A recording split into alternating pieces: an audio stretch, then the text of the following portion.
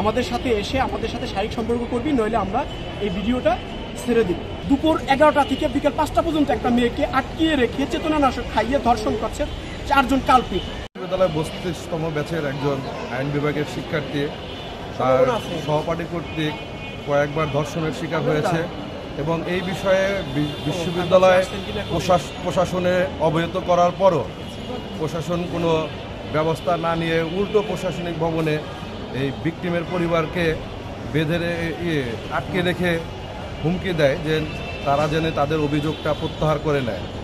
পরবর্তীতে ভিকটিমের পরিবার কোনোরকম সুরাহা না পেয়ে থানায় শরণাপন্ন হয় এবং থানা কর্তৃপক্ষ 4 জন আসামিকে ধৃত করতে সফল হয়।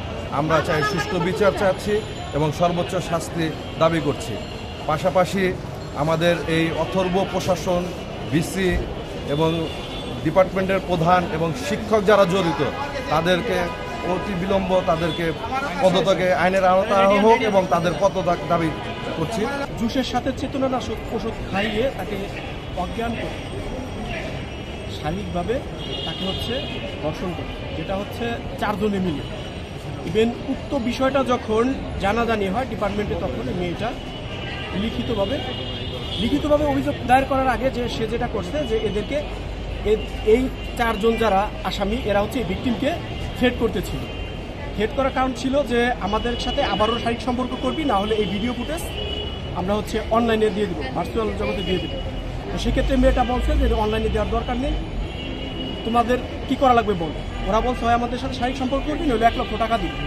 সেক্ষেত্রে 1 লক্ষ টাকা না দিয়ে মেয়েটার কাছ থেকে 96,000 টাকা গ্রহণ করে।